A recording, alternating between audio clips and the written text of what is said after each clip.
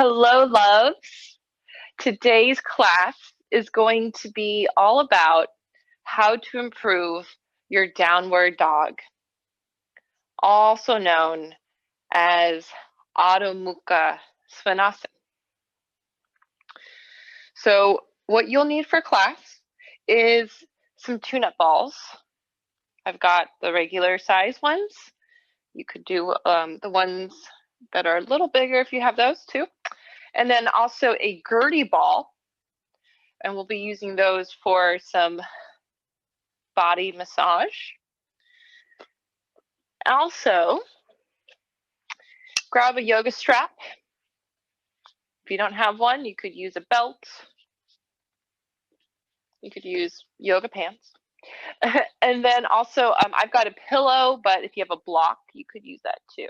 Okay, it's just something to have as like a little prop to create some lift. So I want to talk about what goes on in downward facing dog, because the anatomy of the arms is super important here. And when we talk about downward facing dog, we want to think about one really important cue that I like to use, which is smile your collarbones. So from your sternum, reaching out through the corners of your shoulders. And if you notice, when you do that, reaching out through the corners of the smile, that your thumbs will start to go out laterally.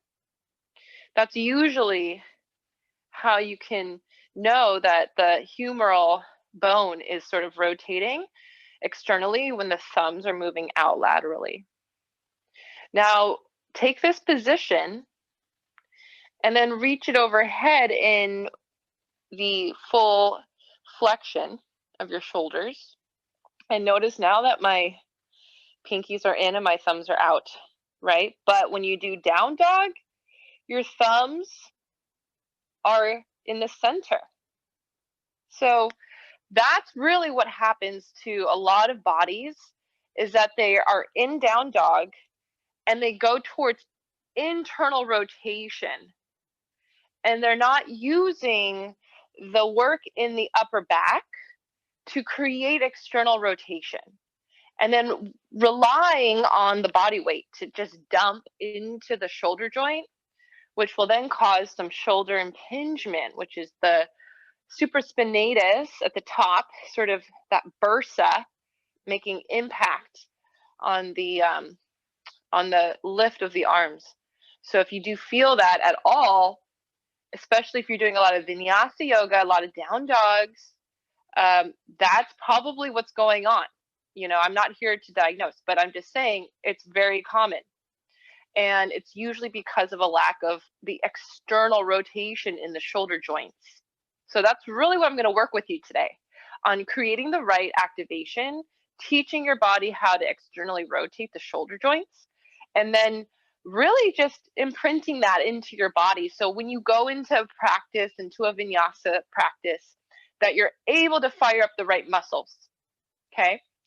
And this class actually is a great complement if you want to do this once or twice a week to go along with your vinyasa practice. So we're going to start with some rolling. Start with your Gertie ball, and remember not to overinflate, okay? There's some give on there. And we're going to start with rolling out the serratus anterior, which is right below the shoulder socket on the side of the ribs. So I'm going to lie onto my side, my hand onto my head, and I'm just going to go sort of around this area, the serratus anterior. And the serratus anterior, they're muscles that look like a bunch of bananas. They're serratus, right? They're like serrated. So they're sort of separated a little bit, but they're all along each other, next to each other. And that muscle, that group, it's all right underneath the shoulder, and it connects to the rib cage. which connects to the lungs. So I want you to think about your breath as you move through this and just put the pressure into the ball and breathe. Expand your lungs, your ribs, laterally out to the side, into the ball. Good. So just really feeling that massage and just keeping that tension going into the ball so we can create that massage we want into the serratus. Okay, and then we'll switch sides.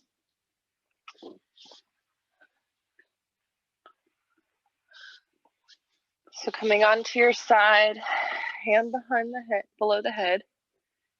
And I am moving quite a bit. I'm just kind of getting all over. If you need to stay still, you can, and then just make sure to rotate it and stay again.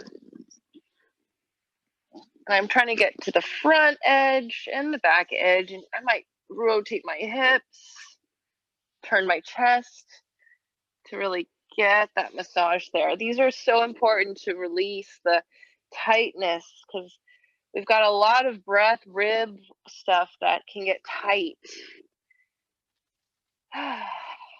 Breathe deeply. Expand into the back of the rib cage.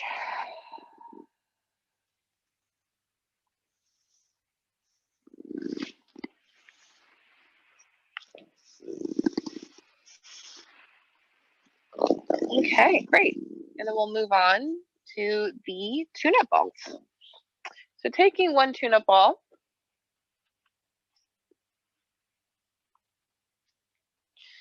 and then bringing that tune-up ball towards the top of the upper traps and where the subscapularis is, right in this, as Jill Miller likes to call it, the gutter, right up here, okay? So you could do this on a wall. I'm going to do this on the floor. And then just get the pressure onto the ball. And it's really small, okay? See if you can see that here. It's really small. And then you can take your arm and sort of move your arm down and up along the floor.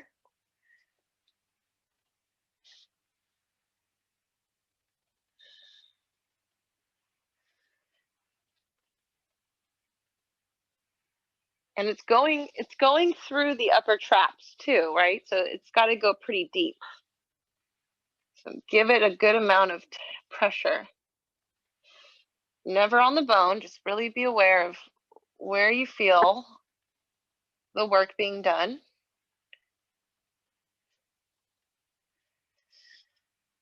Okay. And then the other side, right at the top here, making sure I'm laying on top of it. I'm just going tiny, tiny little sways. And then arm can kind of sway.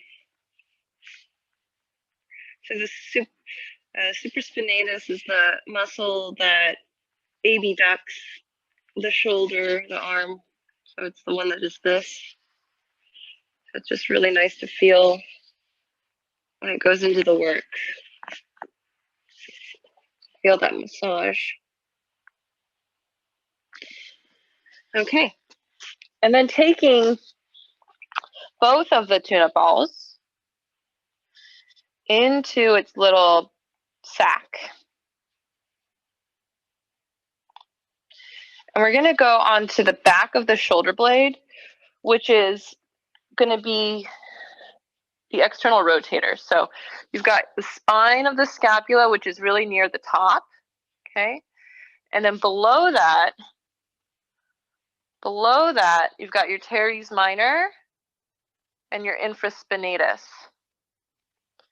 So I want the balls to go right along that part of my scapula.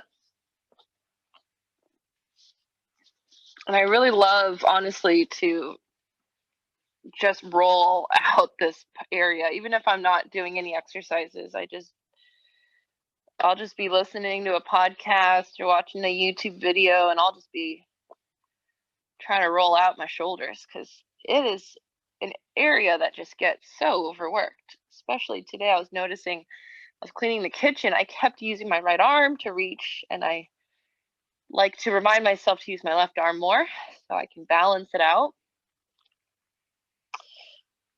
All right, so I've got the balls under the scapula, the infraspinatus and teres minor, and I'm going to take my thumb. I'm going to press it into the arm, into the shoulder socket, right to the base back edge of the shoulder socket. So I'm getting into the subscapularis, which is on the anterior side of your scapula, and this is kind of really all I can do for this at the moment to release it. And I'm just pressing down with my thumb. Oh, it's sore. It's sore. Whew. Yes. Oh, yes, mama. That feels great. Just really, when it's sore, it's tight. You need it.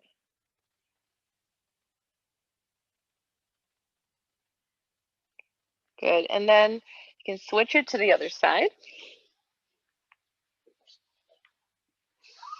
So finding below the spine of the scapula.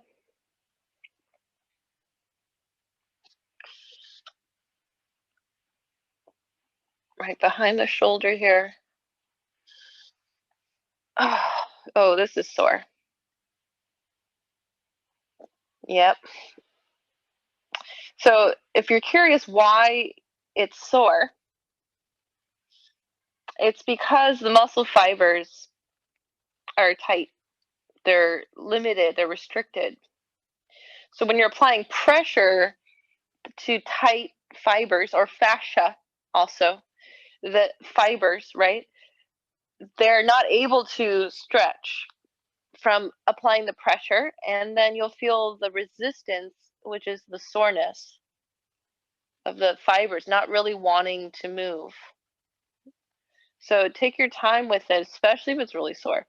Don't force it. Ease into it. Love your body. Be gentle to your body. Take care of your body. Especially at this time right now, it's today it's December 11, 2020.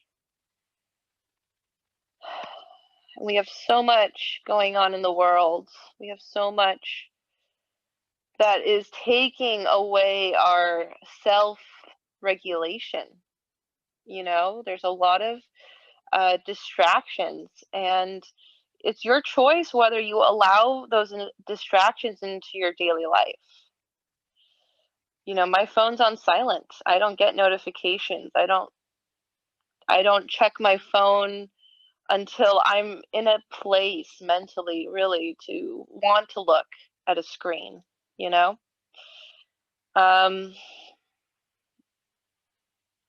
yeah, that's probably the biggest really takeaway from this shutdown right now in San Francisco is that it's time for self-regulation.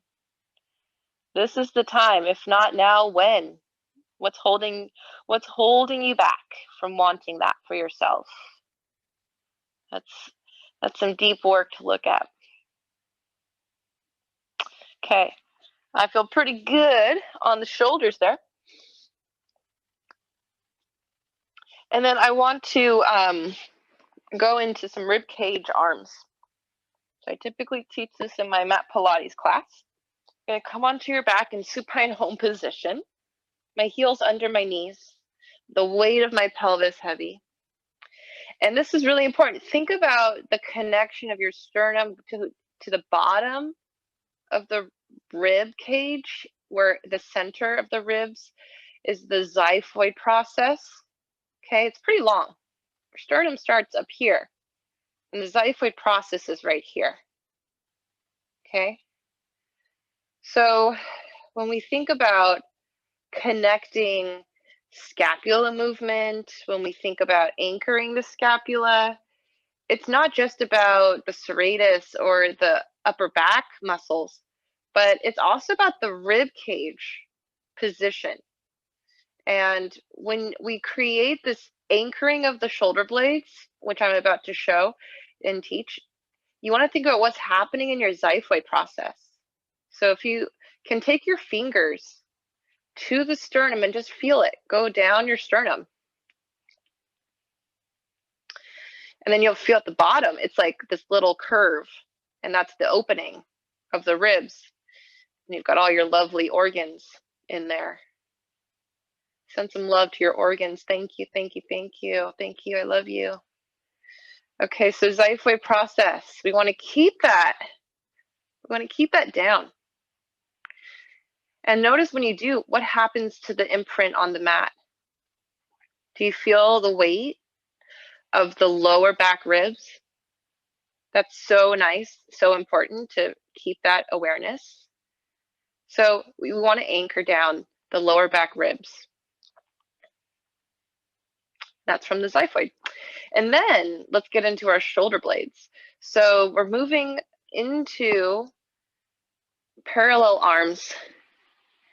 And I want you to start by reaching one arm up to the ceiling. This is where the shoulder blade is protracting. And then bring it straight down to neutral.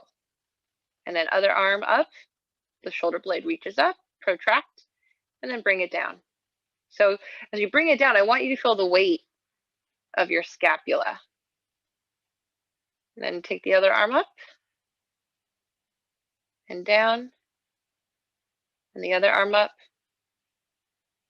and down, okay? And just notice what imprint feels like for you. Now let's try this with the tune-up balls. Let's do the tune-up balls along the middle of the scapula. So I'm going to start at the top here. I'm going to go down my back, and you can also take them out of the sack if you'd like. I keep mine in there. I like it to stay together. All right, so I want to feel that going up and down between the scapula. Nice little column there. And then going all the way to the tips of the scapula. And then coming up. Okay, so now I want you to hold it there and just feel it. It feels lovely. It feels like your xiphoid process is lifted because it is, because your lower ribs are elevated from the balls, but I want you to feel your scapula. Can you feel them hanging down? Take the arms up, and then again, reach one arm up, find protraction. And then plug the shoulder blade down towards the balls, up the other arm, and down.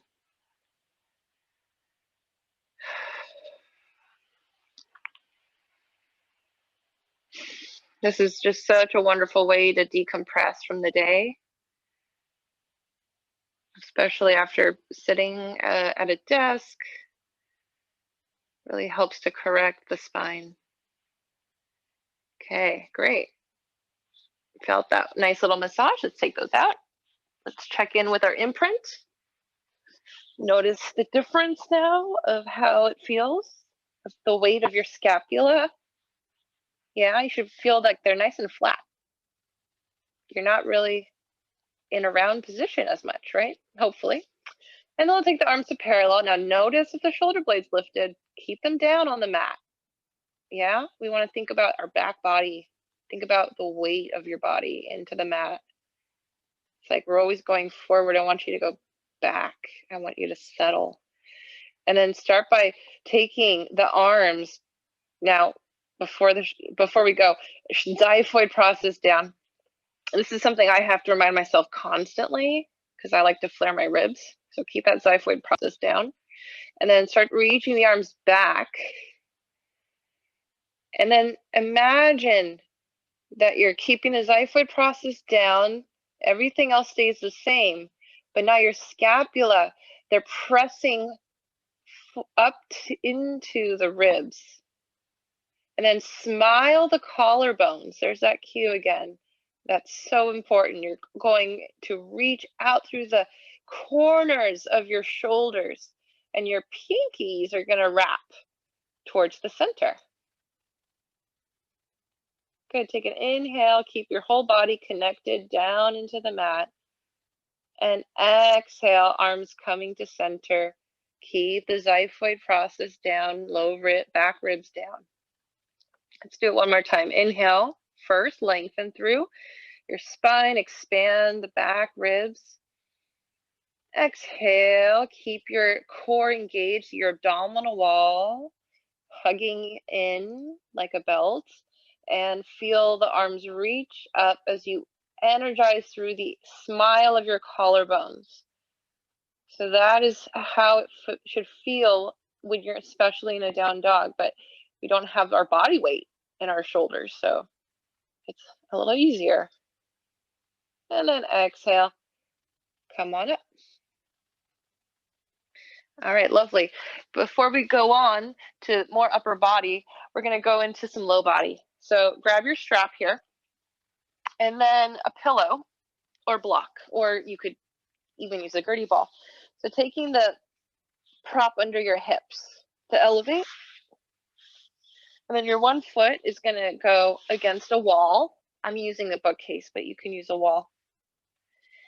And then take your other knee towards your chest. So I've got my hips in hip extension. I've got my shoulder blades down on the mat. I still can feel them imprinted.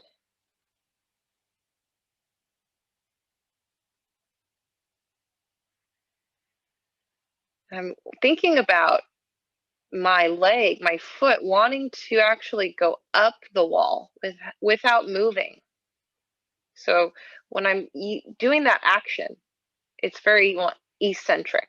It's very like reach, it's very dynamic. You'll feel the work going on in your psoas. And then let's take the strap around the other foot. And this is not the kind of pose where you're pulling the strap to stretch your hamstring passively. We are doing an active stretch. So we're going to reach the heel forward while we pull against that resistance with our hands, with our biceps, shoulder blades down the back, smile the collarbones. So I'm energetically using my hamstring. And this is going to teach you how to do your legs in down dog, because down dog, I don't know who made up a myth about it being a resting pose. It is not a resting pose. It is a very challenging, active pose. It requires awareness of your own anatomy, your own body alignment. And when we don't have that awareness, we hurt ourselves. And then I hear people blame it on yoga. We don't want to give yoga a bad rap. We just want to understand that there's more to it than just taking a studio class, okay? So we're going to take the other foot in to the strap.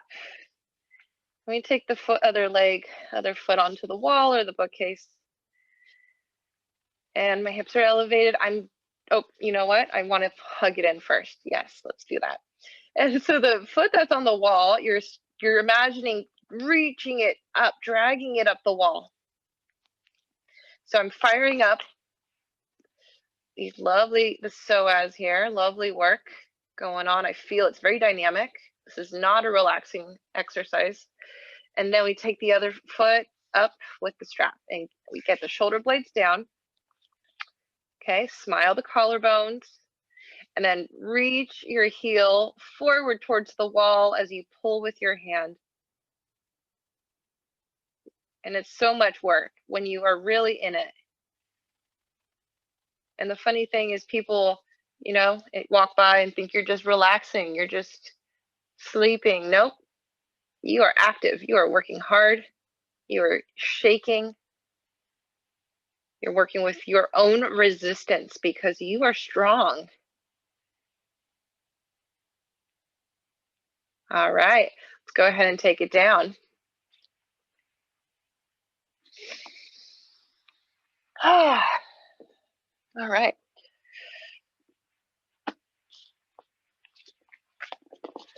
So now we'll take the strap and do some shoulder stuff, shoulder opening and flossing.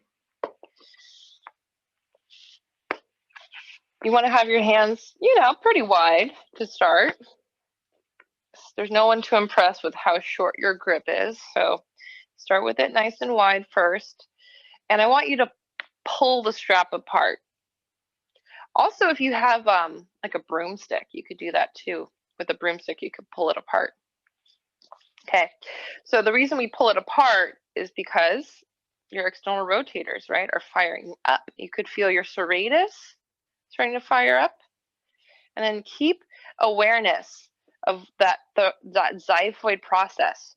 So I really wanted us to feel it on the mat, the imprint. Now that you're upright, you're maybe seated or standing, think about feeling that center line. It's really important to feel the breath move through your spine. And I like to close my eyes to actually feel this deeply, because sometimes when I look at a screen, I'm looking down and moving, my head will change. So if you can really find neutral without relying on your eyes or a mirror, then you've accelerated to the advanced level. All right, so you want to start pulling the strap. Keep the low ribs in, shoulder blades anchoring, and then start reaching up overhead. Keep pulling, and then keep the arms straight as you pull and reach back behind you all the way to your hips. Okay, the elbows never bend, or else you need to separate your hands wider. Okay, keep pulling, bring the arms up. Notice those low ribs. I know, they love to flare. Can't tell you how long I have been doing that in yoga. I was like doing back bends by just flaring my ribs for so long, and then once you get injured, then you start learning more things about your body. Good. Keep that tension on the strap as you pull. Reach the arms. Keep the low ribs in, your core nice and long. It's very dynamic, neutral in your spine. Okay. Really good. Now I'm going to take the arms overhead. And what's going to happen is I'm going to take the one arm into internal rotation. So I'm going to lift up the shoulder, and I'm going to internally rotate, which means the thumb goes down, and I'm taking the hand back. My arm is overhead, my other hand is behind me. And then we take it up to center. We do the same thing. Other shoulder comes up, turn the thumb down to internal, reach it behind. The other arm is overhead. So I'm pulling the whole time. I'm pulling my strap. That's what it's for. Teaching the external rotators, the internal rotators, how to fire up. Let's do one more side. One more time. Keep pulling, pulling, pulling. Always active, always working. Our body is strong.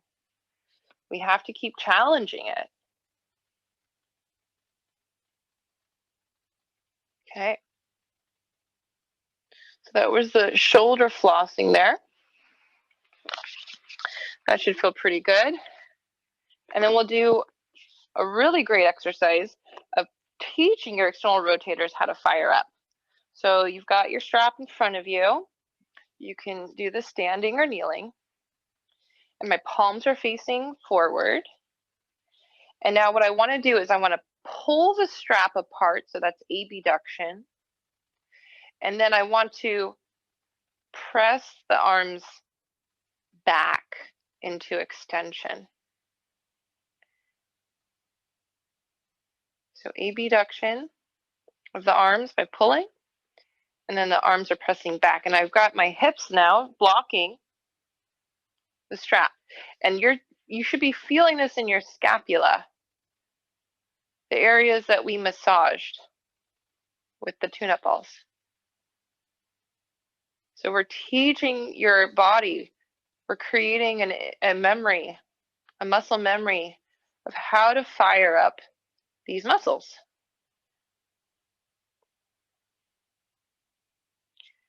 Really good. Stay for one more breath. Keep pulling, keep pressing, keep smiling the collarbones, keep the low ribs in, abdominal wall hugging in. And then go ahead and release. Oh, that could feel sore. You can kind of hang out here if you want. Your body's stuck sometimes in that. My arms feel like it. They just want to hang out right here. Oh, that's so cool. We can teach our muscles things. I love it. Okay. Next, we're going to do a Pilates move called rollover. And rollover is about your triceps. So before we do the full thing, this is going to be a great exercise to teach your triceps, your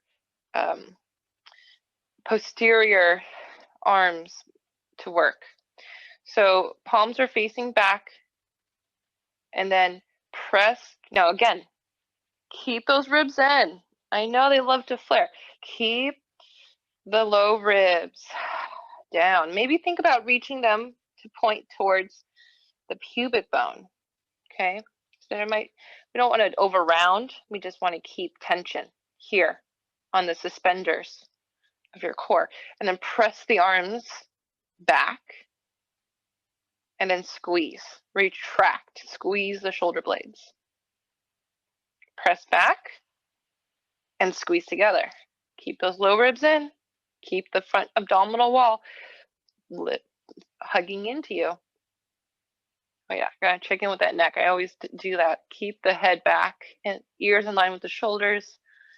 Good, one more time. Press back and squeeze.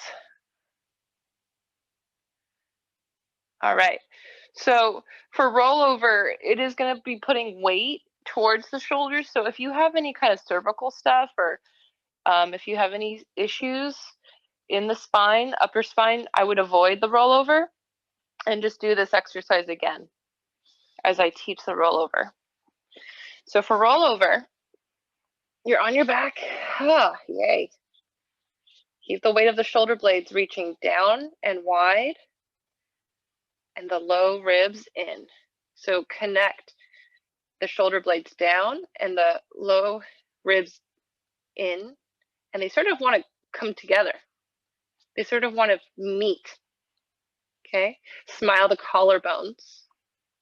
Take an inhale, bring the knees into table, and then exhale, roll the hips. Control the lowering down, and you're using the back of your arms. Isn't that lovely? Inhale here, exhale, roll over, and resist on the way down. Long spine, inhale, exhale, roll over. Keep pressing. Feel the articulation of your spine as you anchor the shoulder blades down. This is challenging. A lot of people roll their shoulders up when they do this. So it's about feeling the anchoring of the shoulder blades. It's all I'm trying to teach you right now is this awareness. And again, like I said, you could do this class once or twice a week and notice differences in your down dog. Notice differences in your shoulders, your posture. One more time. Inhale first. Exhale, roll over. Keep pressing into the floor. Press into the floor. Use your core to hold you and float you to bring you down.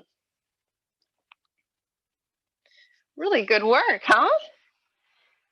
Yeah. It's so nice to work those muscles. This is why I'm into functional fitness. I'm all about finding the muscles that are underutilized. Okay, so next we're going to do a really lovely prasarita, and bringing the legs apart. I'm going to take the ball behind my hips, and we don't want to really do this in a relaxing manner. You want to do this in a very active manner. And then what you're doing here is you're reaching your heels down and your sit bones up. So you're getting work in the hamstrings. And now take your arms back. And think about almost like you want to drag the heels back and see what that feels like in your hamstrings. And then I'm keeping my spine nice and elongated, reaching through the crown of my head as I keep pressing my hands back, turning on those posterior arm muscles.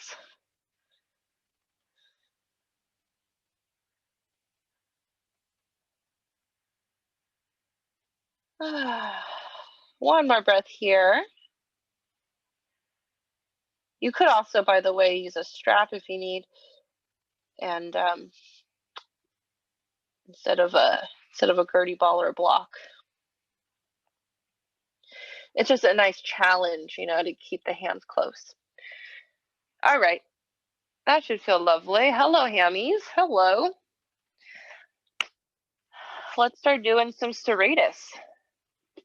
So the serratus anterior is the muscle that protracts your shoulder blades, and then it, you know, brings the shoulder blade forward, right? Because if it's close to the spine, it's retraction. If it's forward, it's protraction.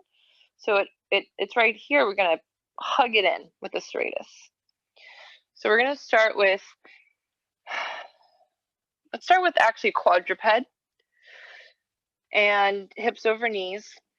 So for this, I want you to feel your serratus as you protract. So start with protraction and press the shoulder blades down as you lift the low ribs up.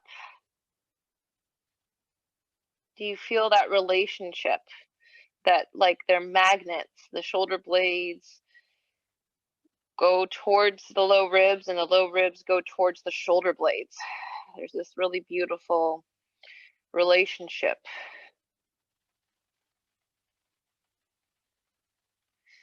Stay for one more breath here as you keep in your protraction. And then go a little back into extension, retracting the shoulder blades slightly. Okay, we'll come on to the elbows now. I want you to flip your palms up. So this is encouraging that external rotation, right? When you flip, when the thumbs are lateral. You can do this on your knees or on your feet, your choice. I want you to feel your core, activate your long abdominal wall, hugging you in from your pubic bone to your low ribs, the suspenders. And that keeps you nice and engaged. Let me make sure you can see that I'm keeping it engaged here. So a lot of times people may relax their butt down, or they might stick their butt back. That is just because they're avoiding their core. I want you to embrace your core, find your core. Think about the long line of your spine, energizing apart in both directions. And then keep pressing the thumbs towards the floor. Smile your collarbones. Can you feel your shoulder blades pressing down as you pull your low ribs up at the same time? So we're not really protracting, we're slightly protracting, but this is called anchoring. This is the anchoring of the scapula. One more breath here. And then bring it down. If you need to take a little child's pose, that's a great idea. You can do that here.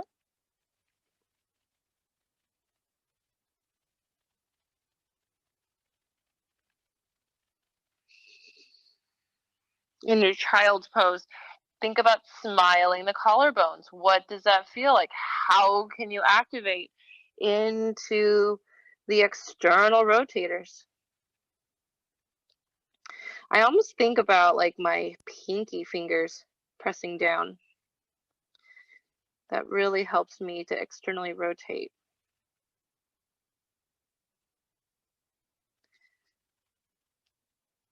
All right, we're coming up for second round. This one is called Dolphin with supinated arms. So we go back into thumbs up. And then for this dolphin, your knees are bent. So reach your head through your arms and relax your neck. And then really think about if you were holding that strap in your hands, that you want to pull the imaginary strap apart. And notice if you can feel more of that smiling of your collarbones as you press the floor away with your forearms at the same time. And if you want to go for a little more, reach the heels down as you reach the sit bones up at the same time, so there's opposition. Stay for one breath here. Keep the low ribs in. Yeah, I know they flare. And then come on down. It's probably the cue I'm going to have to use the rest of my life. So that was really nice. We're going to do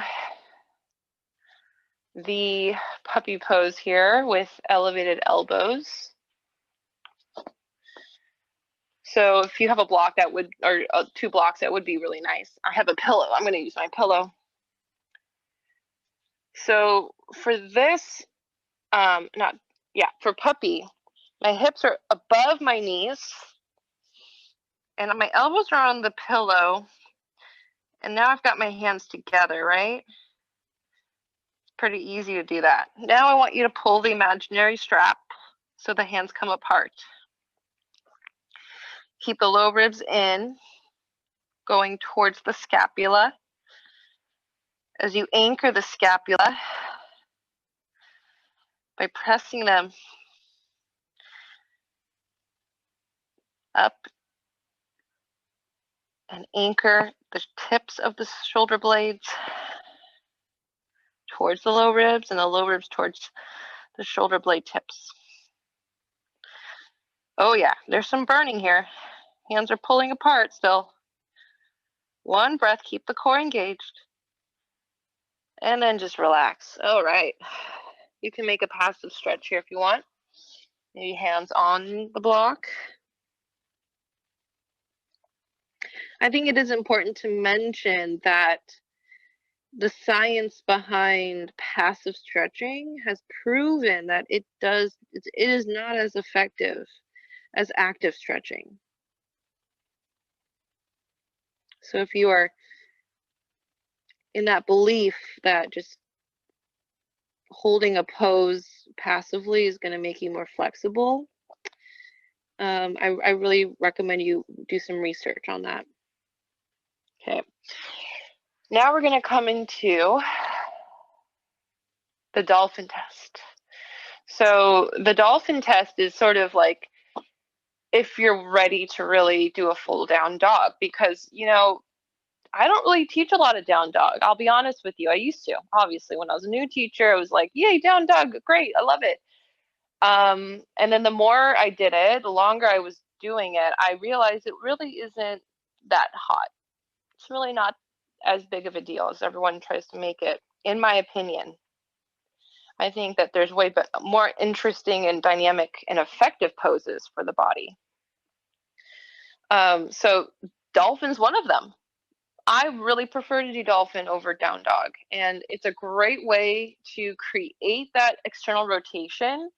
And also you get to work your forearms, right? How often do we put weight in our forearms and press? We don't really do that. So I love doing dolphin more so than, you know, just the hands all the time. So here we go, dolphin. We're going to do this with the hands down so we can feel the full weight. And start with the elbows parallel, right? And then start lifting the hips up. Now I want you to create that external rotation of your shoulders by smiling your collarbones. And then imagine that you have the strap between your hands and you're pulling the strap apart. Can you feel your external rotators that are on the back of your scapula? Can you feel them working?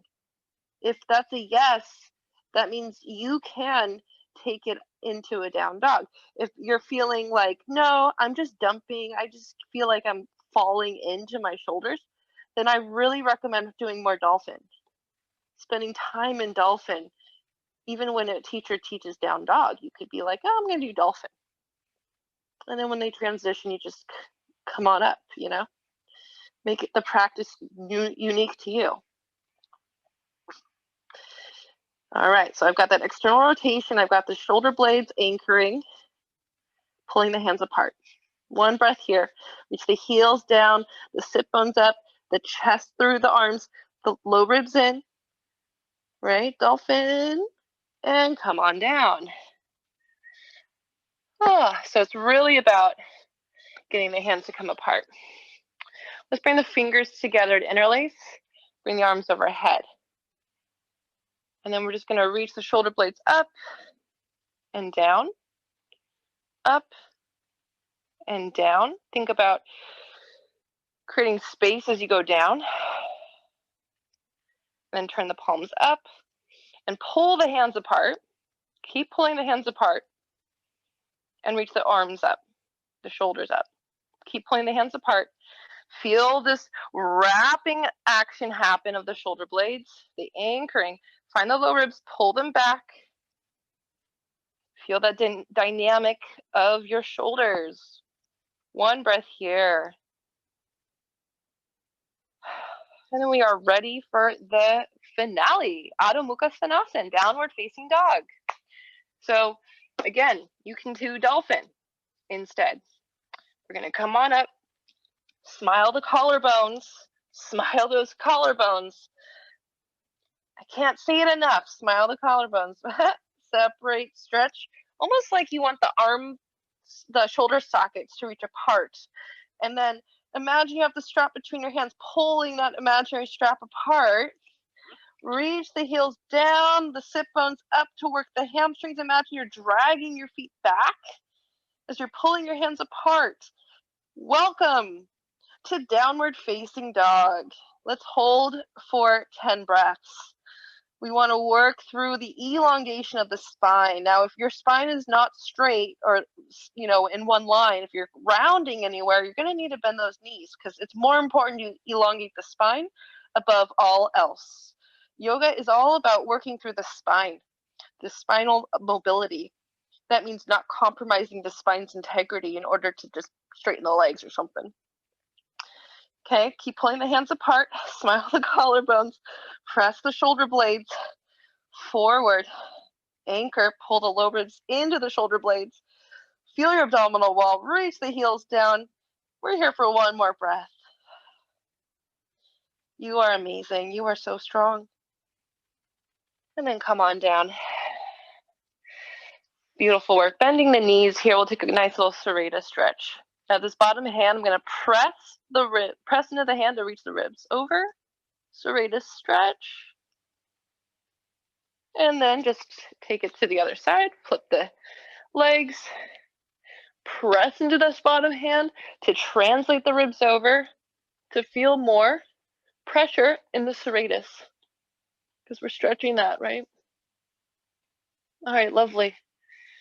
Feel free to take a Shavasana or do one of my Yoga Nidras. I had just posted one, I think, last week of my trip from Bryce Canyon and Zion. So if you want to watch that, I would love to know what you think. And I will see you next time here on my channel. Thank you so much for participating and for self-regulation. Please understand that above all things in the world, what is most important is that you are taking care of yourself above all else. Namaste.